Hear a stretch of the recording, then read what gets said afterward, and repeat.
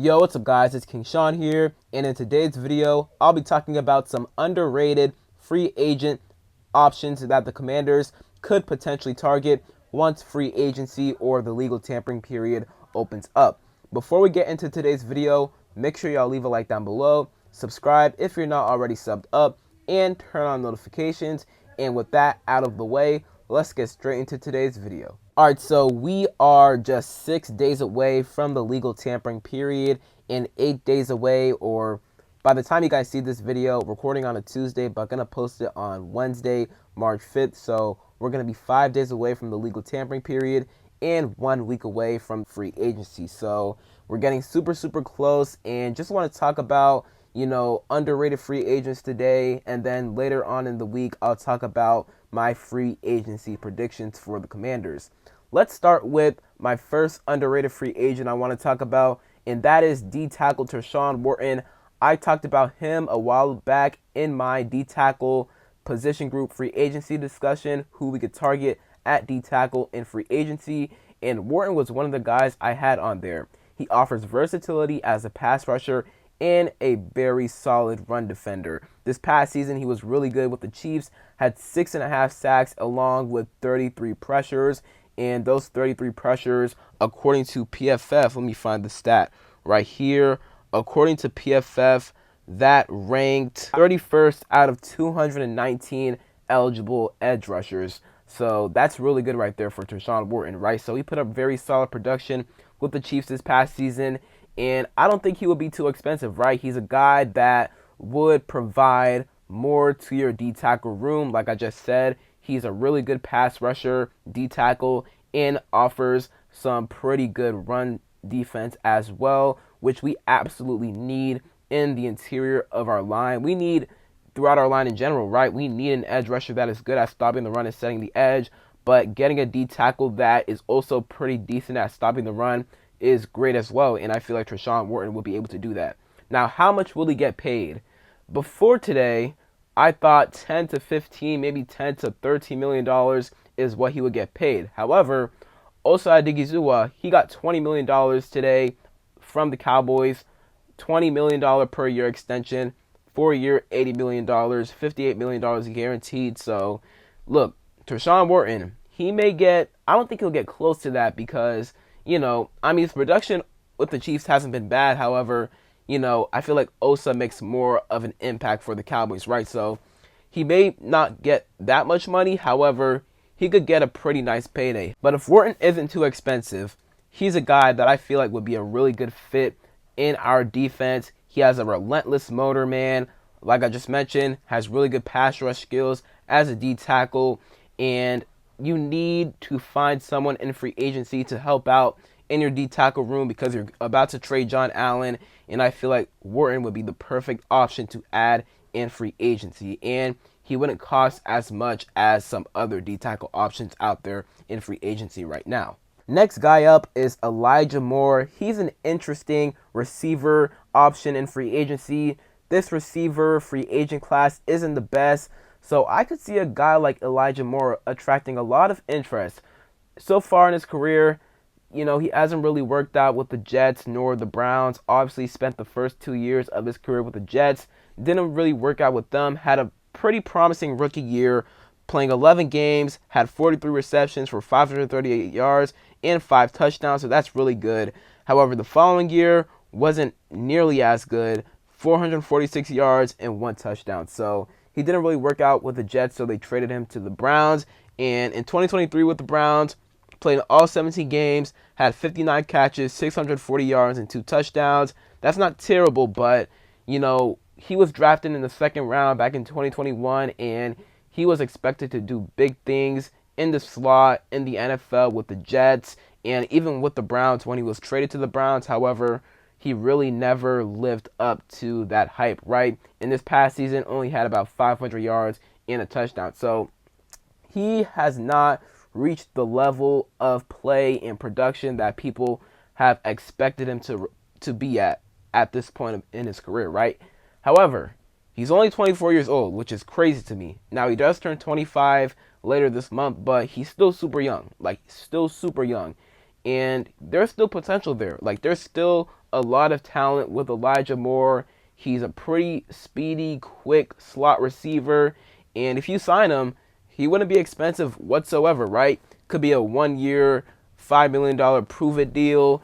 And if he works out, hey, man, you got your slot receiver, right? So I would not mind taking a chance on a guy like Elijah Moore. He would be less expensive than some other guys in the free agent receiver market. And if you're not interested in those other guys and you're interested in a young, still talented receiver like an Elijah Moore and you're willing to take a chance on him, then, hey, man, I would definitely not mind considering signing a guy like Moore. So he's definitely a receiver option to definitely keep your eyes peeled because we could have some interest in him. Next up on this list, I have edge rusher Dayo Odeyingbo from the Indianapolis Colts. He's another guy that I don't see him getting talked about a whole lot, and I feel like he should be getting talked about a little bit more. This edge rusher free agent market is pretty weak this year, and I feel like a guy like Dayo Odeyingbo, he could get paid a pretty good amount of money for where this edge rusher free agent class is at in terms of quality and quantity. Over the past 3 seasons, he hasn't missed a single game for the Colts, which is really impressive. This past season, he had a total of 42 pressures along with 3 sacks. And 3 sacks, that isn't amazing. However, the season before in 2023, he had a total of 8 sacks, right? So his sack production in 2023 was pretty good. And in 2022, he had 5 sacks. So coming out of college, he was looked at as kind of a raw edge rusher prospect. However, over the past 3 seasons with the Colts, he's shown some flashes at edge rusher, and he's shown flashes of being a really good pass rusher. He's 6'6", 286 pounds.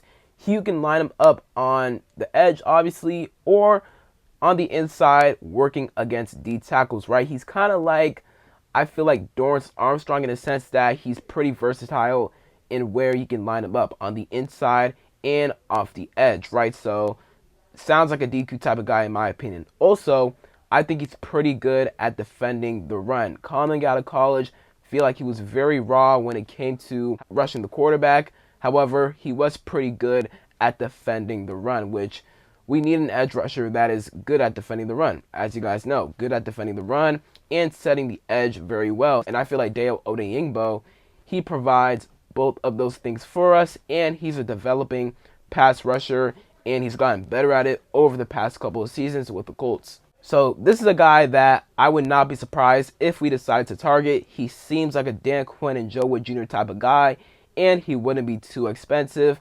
And we need to do something at edge rusher this offseason in free agency.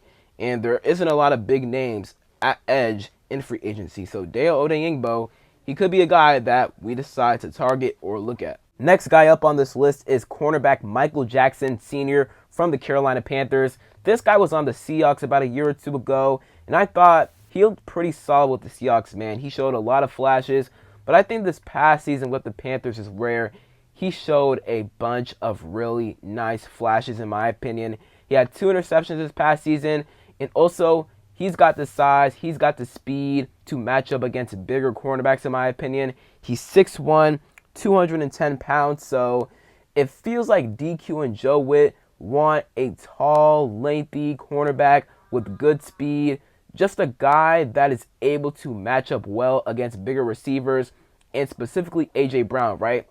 We traded for Marshawn Lattimore to match up against a guy like A.J. Brown. Mikey Sainristil, he had to match up against A.J. Brown a couple of times this past season, and a lot of times he had to play off coverage because he just didn't trust his speed to, keep up with A.J. Brown, right? He didn't want to get beat deep, and also he was just too small to be able to man up against A.J. Brown, right? So getting a big, lengthy cornerback, and that's why I think we're going to get Charvarius Ward, right? Like DJ Reed, he's a really good cornerback as well, but Charvarius Ward, he has that length. He has pretty solid speed. He's went up against A.J. Brown before, and he did well versus A.J. Brown. So getting a guy like Mooney Ward to man up against A.J. Brown would be perfect for us, in my opinion. But if we can't get him, Michael Jackson's another guy to look at because he offers that same size, speed, and length that we're looking for in a cornerback, and it looks like he's on the uprising in his career, right? So he's a guy I would not be surprised if we decided to target him if a guy like Mooney Ward was off the table, right? Or DJ Reed, or Carlton Davis, one of the top cornerbacks, right? If one of the top guys are off the board, then watch out, because we could be looking at cornerback Michael Jackson Sr. to sign him, and he wouldn't be too expensive at all, and you would probably have him start across from Marshawn Lattimore, which would allow Mikey Sanders still to go back in the slot. So Jackson is definitely a guy that I could see us targeting in free agency, and he is one of the more underrated cornerback options in free agency. Next, I want to talk about a couple of linebackers that I could see us targeting if we do not bring back Bobby Wagner, and these are underrated options at linebacker in the free agency market. Starting with linebacker Ernest Jones, the fourth from the Seahawks. I love Ernest Jones, man. Honestly, he might be my favorite linebacker free agent option, man. He's a dog. So he was with the Rams to start off his career. Let me just double check that to be sure. Yeah, he was with the Rams from 2021 to 2023. Then he got traded to the Titans before the season began, but he didn't finish the season with the Titans. He only played 6 games with the Titans this past season. So then he got traded to the Seahawks after 6 games with the Titans. And when he joined the Seahawks, he became an absolute baller in Mike McDonald's scheme, man. He was a dog for the Seahawks, man. And he offers sideline to sideline speed that we need at linebacker. I love Bobby Wagner, and I would bring Bobby Wagner back. I really would.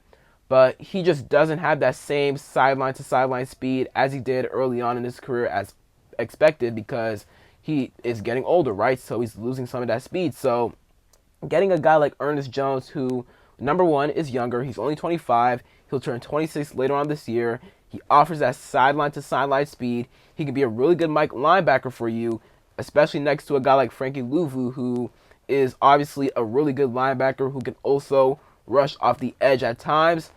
That would be a good duo in my opinion. And Ernest Jones, he wouldn't be too expensive, maybe like $9 to $12 million, maybe a little bit less than that. We'll see, but he's a guy that I would love at linebacker if we do not decide to bring Bobby Wagner back. Now, I do know the Seahawks have had conversations with Ernest Jones and his representatives about bringing him back.